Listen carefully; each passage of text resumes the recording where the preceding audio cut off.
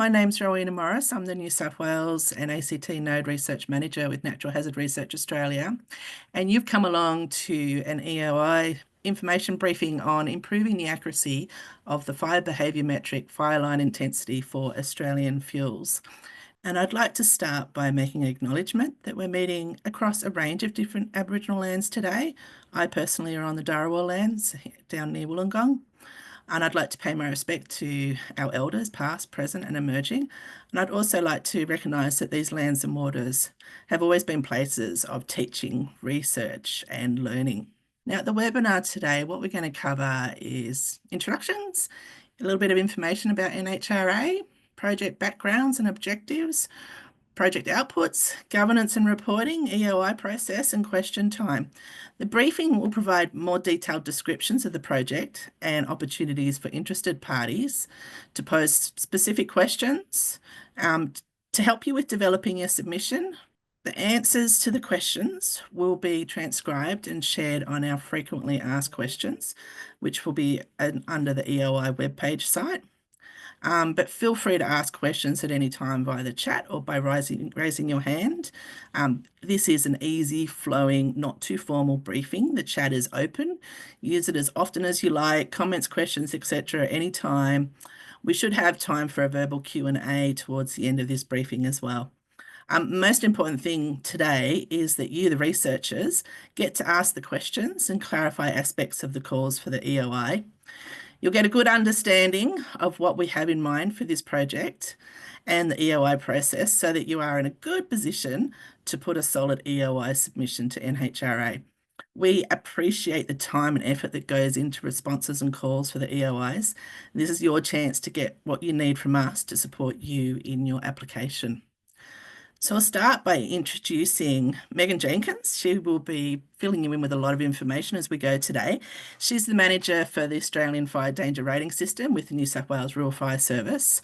We also have Kyle Smith, who is technically superb. He's our research services officer with Natural Hazard Research Australia and will be working very much with the frequently asked questions and helping me ensure that I answer any of the questions that come up and prompting me if I'm overlooking you saying, hey, Ro, I need to ask a question. Now, a little bit of background about NHRA. We stand on the shoulders of the former Bushfire CRC and the Bushfire Natural Hazard CRC. This centre commenced in July 2021. We have 85 million over 10 years from Commonwealth plus partner contributions, and that's the funding that's going towards this project. The core objectives of the centre are to protect human life and minimise harm and suffering, contribute to developing and supporting well-prepared and resilient communities, and to invest into research that translate into action. We specifically like our research to be useful, usable, and used. So I'm going to pass you over to Megan in her expert knowledge, and she's going to run you through a little bit more background to the project. And just let me know, Megan, when you want me to change slides. Thanks, Ro. Good afternoon, everybody. As Rowena said, I am Megan Jenkins and I manage the national project for the Australian Fire Danger Rating System. The project team is currently situated within New South Wales RFS and my team is really ensures that the science behind the AFDRS is implemented, up to date, and also conforms to continuous improvement. So this project today that Ro mentioned was developed by myself and Tom Duff in response to a knowledge gap that was identified by the AFAC Predictive Services Group relating to the heat of combustion values used in fireline intensity calculations across most fire behaviour models and specifically implemented within the Australian Fire Danger Rating System. The AFAC Predictive Services Group noted that several of the models used or the fire behaviour models used relied on assumed values of heat of combustion without a strong support from the scientific literature, and proposed that this was a really good opportunity or a space for improvement, not just within the AFDRS, but also across the broader fire science context. So to address this issue that was raised, the Australian Fire Danger Rating National Project Team conducted a brief review outlining the current definitions, the availability of any published values, and given that the critical role of accurate heat of combustion values in calculating fireline intensity, and that this is a key output for both the AFDRS and bushfire simulators, it was emphasised that this was really important to get some high quality input data in this space. So this project will significantly contribute to both the advancement of fire science, the Australian Fire Danger Rating System, fire behaviour predictions such as Spark, and then that is really why we're all here today, and why this project concept was prepared. The aims of this project that has been proposed is to firstly conduct an extensive literature review, identifying across a range of different Australian fuel types and key species to identify where those key knowledge gaps are in heat of combustion values and document the current state of knowledge. The next phase of the proposed project would be to try and fill some of these gaps. And this is essentially through conducting combustion experiments. Through this, we mean kind of developing a standardized method for determining the rate and the nature of heat released, replicating real world bushfire spread to investigate key fuel types. For this, we proposed, but not exclusively, forest types such as wet and dry forests, grassland fuel types, heath and pine fuel types. And we would like these examined under varying environmental conditions. So by this, we're talking about different levels of curing for grasslands or different fine fuel moistures for some of the other fuel types, to determine how these factors impact the nature of heat release from these fuels. We proposed as part of this project, this will include collecting and analysing data on a range of parameters for each fuel. So things such as the coefficient of moisture extinction, fireline intensity, factors such as ignitability, and total heat released. The third component we had was to really to consolidate all of this information from phase 1 and 2, to put that all together and improve Australian fuel heat release models, and to make recommendations on based on the outputs of those combustion experiments that can be related back to in-field observations.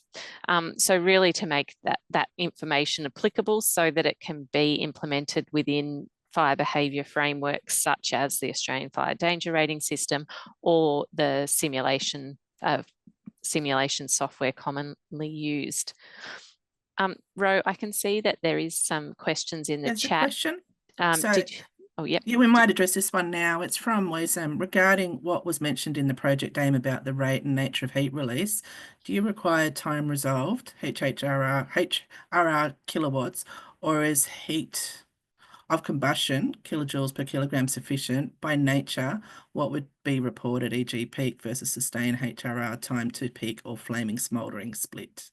So the input for the current fireline intensity is heat of combustion. So that would be an essential component as an output of this. In saying that, we wouldn't argue if we had more information. And the second part of the question was regarding what mentioned in the description about replicating the rate and nature of heat release in real-world bushfire spread. Which experimental scales do you expect evidence from?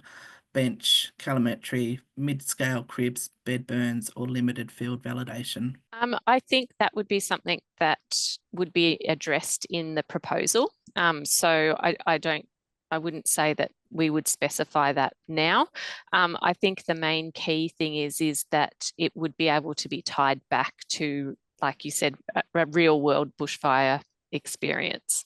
Yeah, maybe just to follow up on Wasim's question, is it appropriate now or will I wait? Yep. Yeah. At the moment, we're using heat of combustion for intensity, but we practically will need heat of flaming, the heat of flaming combustion separated from smoldering. So yeah, the total energy release, the idea is really to separate it up into the different components so we know how much flaming combustion we're going to get and how much of that is. So that's used for intensity calculations, but then the total heat of release will be useful for if we're looking at plume convection and things. So at the moment we don't separate it, but for this project, ideally that's what we'd likely be able to do.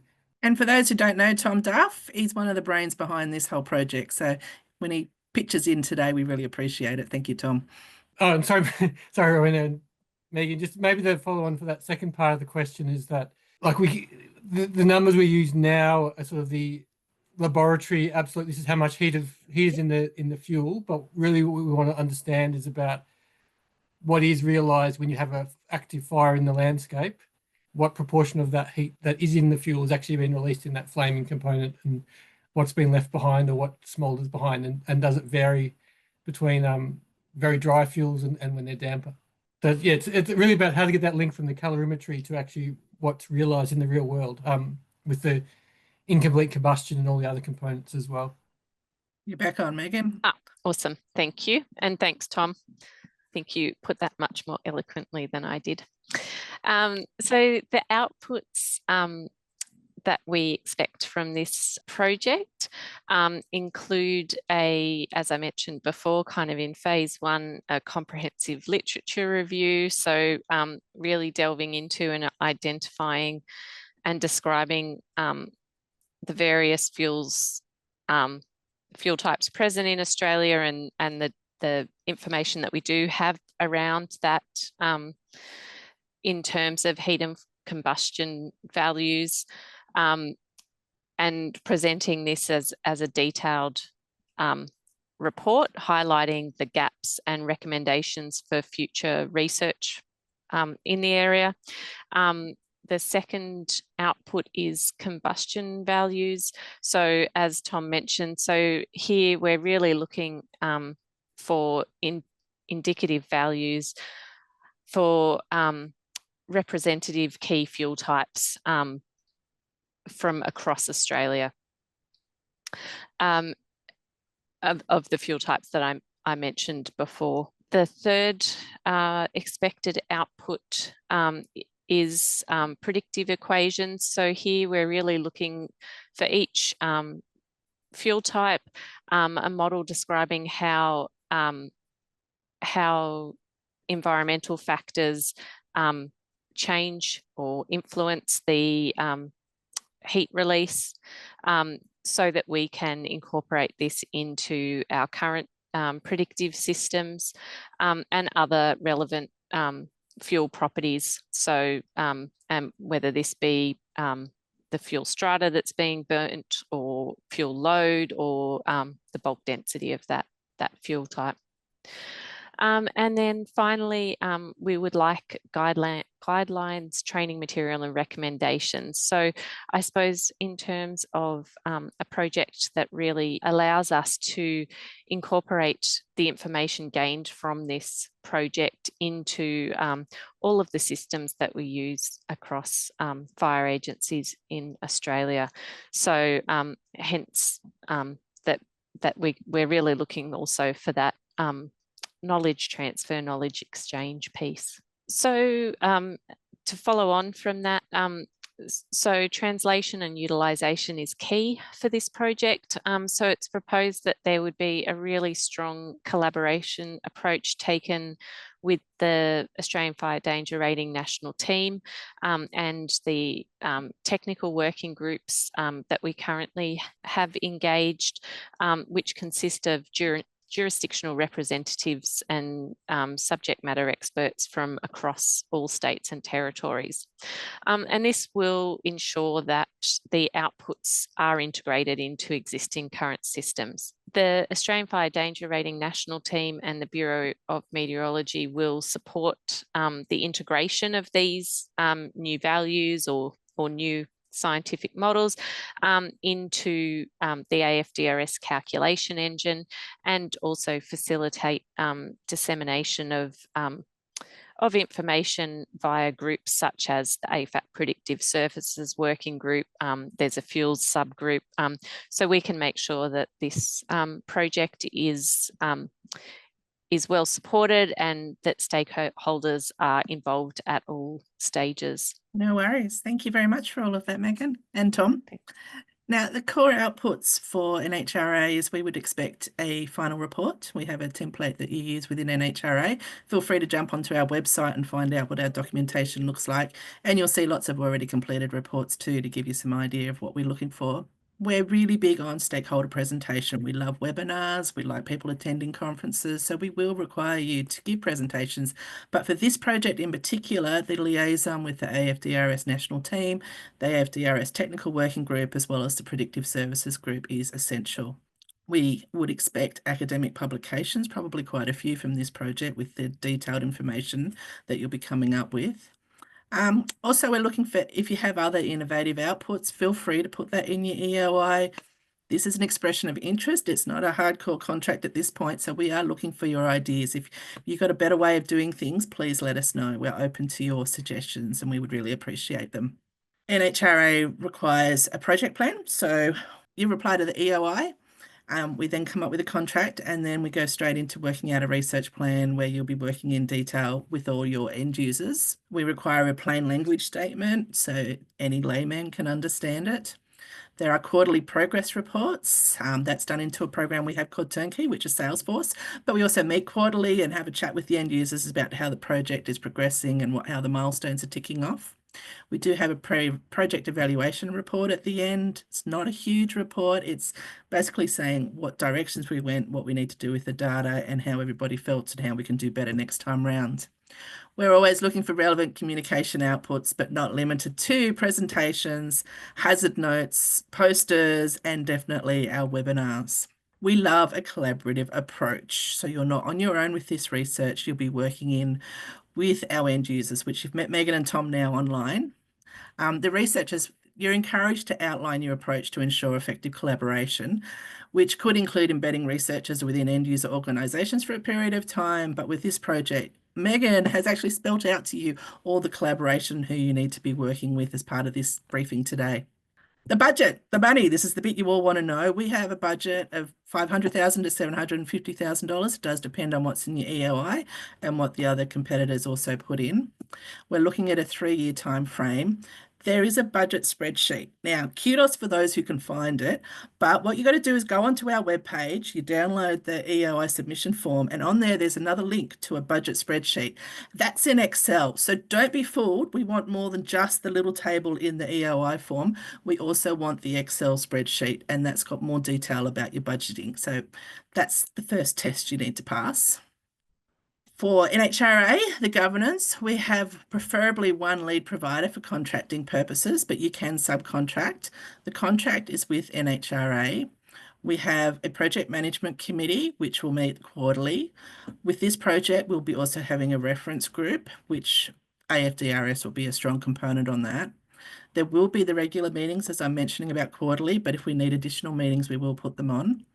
Reporting, there is a project plan that will have milestones, and that's what you'll be reporting to in your quarterly reports. There's the evaluation report, which I've already spoken about, and then we have lots of stakeholder presentations. We do love presentations. We love you to let the general public know what is going on with this project, particularly the emergency management world. They love to know where this project is going to go and how the outcomes are going to be useful, usable, and used. For you today, with the EOI process, I'm assuming you've all had a link to the project because you've managed to get here today. Well done. If you need to ask more questions, today is your chance to ask the questions. After today, what you need to do is send them to research@naturalhazards.com.au. You don't contact Tom or Megan, even though it might be fun to, or myself. What they're going to do is direct you to that email address, research. And that's because any question that comes in, we will give an answer and we will put it on the frequently asked questions. So everybody's in the same playing field for applying for this EOI. We want you all to have the same amount of information so the probity is correct. Now, the EOI, I've already made sure you understand about the budget spreadsheet, but we need you to fill in the EOI submission form as well as the budget spreadsheet. The EOIs will be submitted to research@naturalhazards.com.au by 5 p.m. Australian Eastern Standard Time. Western Australians, take note. And it's due Friday, the 3rd of October, 2025, this year. Now, making a submission. Don't lose your puff by the end of the submission. We have an assessment component, which I'll go through, but what we are looking for is a statement of capabilities. We're giving you a word guide. I think our forms actually cut you out when you get to too many words, so be aware of the word limit. We're looking for a statement about the diversity of your project team. We're looking for a statement about how your project is going to include and respect First Nations people's philosophies, cultures, rights, and/or knowledge. We want you to outline how the project team intends to approach the project. You got 1,000 words for that one. We need an indicative schedule of work and interim milestone project outputs. There's a bit of a table in our EOI for you to fill that section in. And we'd need a proposed budget in line with the budget envelope provided. And definitely the budget template. Make sure you use it. We need the clear statement, 400 words describing the outcomes, and a clear statement, 400 words describing the outputs. Now, having assessed a lot of these EOIs now, this is where people are losing their puff, and it really makes a difference. You need to fill in and have a good thought about your outcomes, your outputs, and how this project is going to be useful, usable, and used, because our selection criteria does have percentages, which will be the next slide. And you need to be aware that the outcomes and outputs is actually 15% of your application. So if you've lost your puff by then and you're not filling in much, you're actually going to lose 15% of the marks when we're assessing. So we're really keen on having research projects that deliver really good outcomes and outputs. We're looking for a statement, 500 words, demonstrating the project team's relevant stakeholder engagement. This is really important. Megan's made it clear that you'll be working with the AFDRS and various stakeholders to ensure this project is useful. We want it to be making a difference to the Australian fire danger rating system. So there's a lot of stakeholders involved in this. We need a risk management statement. And the contract. There is a contract you can download off our webpage. We request that you put in any changes to the contract in the EOI form. And we don't want to have any extra surprises because otherwise it takes a year or two to get around to contracting the project. We don't want to be taking time contracting the project, so we need to know what are any of the changes that you would be proposing to our standard contract form. So please download it, send it to your legal team if you need to, but make sure you're aware of what sort of contract you'll be signing up within HRA. We're also looking for a 2-page CV for each of the proposed project members for this project. So here's the selection criteria.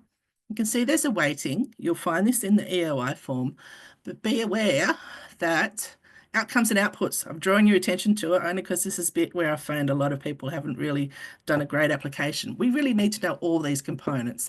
Obviously, your research capability is very important. We've weighted that as 25, and we really want to get the best, greatest minds onto this research problem for Megan, Tom, and all of the AFDRS crew. So have a close look at what you're being assessed on, a bit like going back to school with your HSC, with the selection criteria. It does matter. We need to make sure we get the sort of product we're looking for. Key dates are important. Well done. You've made it to today, the 10th of September. We're at the online briefing, but the 3rd of October is when this project EOI will need to be handed in. We will then assess it after the closing date and get back to you, hopefully in a timely manner. It does take a while to do assessment, so it's not going to happen overnight. At least expect about 2 months later. Which brings me to the end of the formal part of our session, but now it's time to ask your questions. You can pop them in the chat or you can put your hand up. So now we're open to any questions people might have. Okay, we've got Wesham's Irene, sorry, it's been called to another meeting.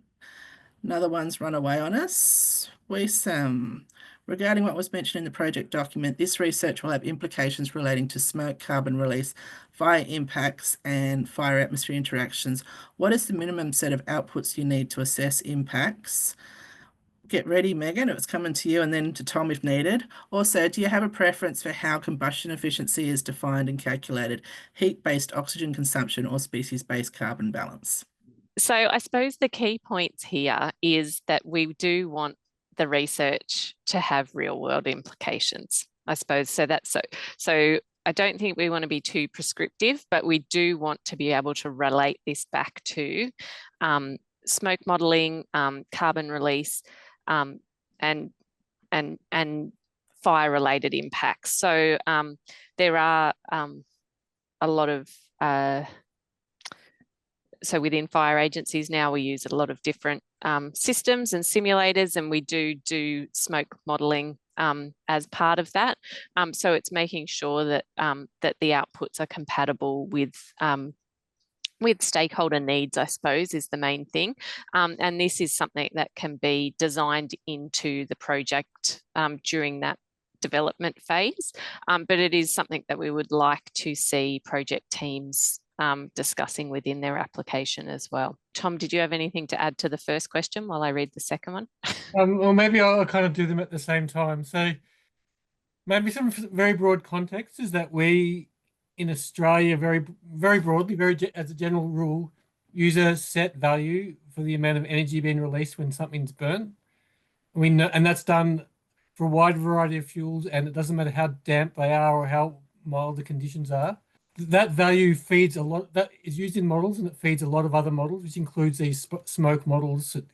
It determines how much energy there is in the physics models that inject heat up into the atmosphere. So by improving the values we use in our fireline intensity calculations, it'll improve all these other models down the chain.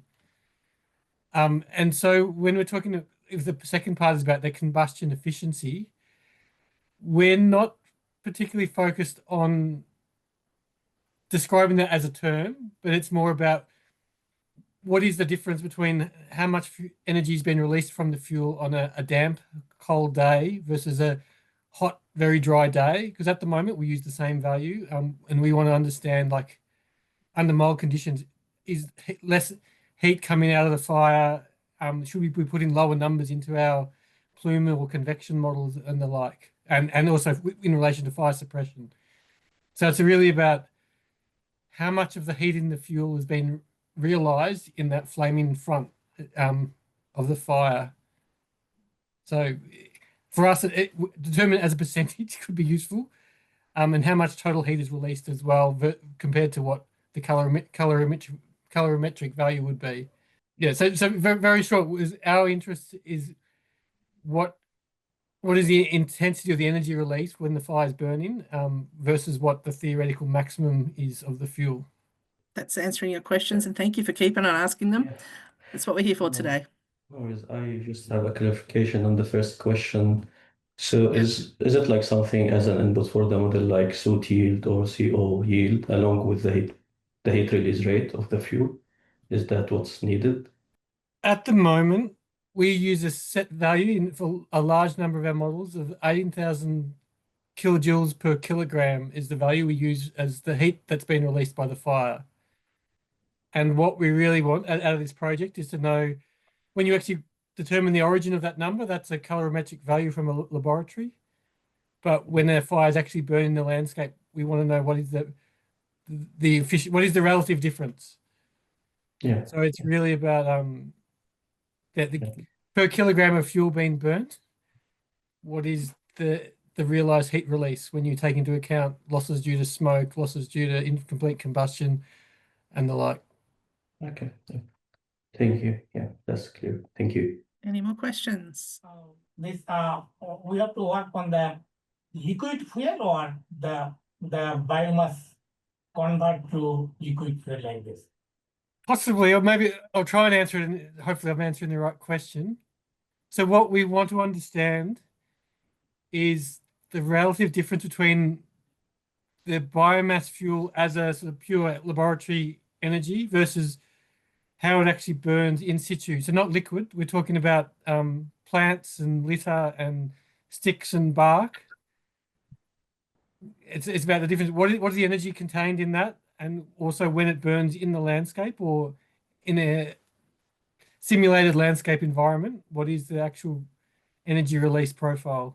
Like how much of it, the energy is coming out flaming, how much of it is coming out smoldering and the like. So we're talking about the fuel is, leaves, sticks and bark.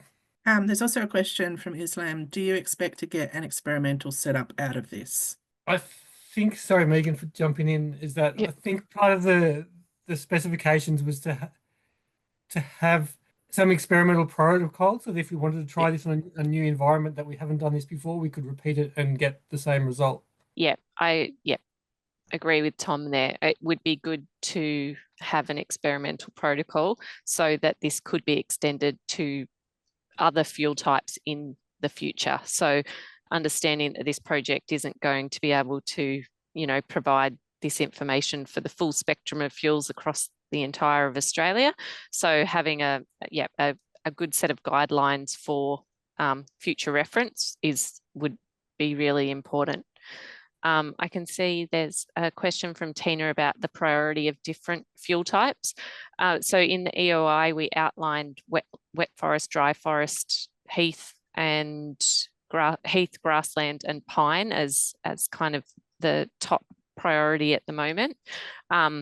So they're the fuel types that we would like addressed first, understanding that they are high level vegetation types. So that's not delving into those kind of sub fuel types.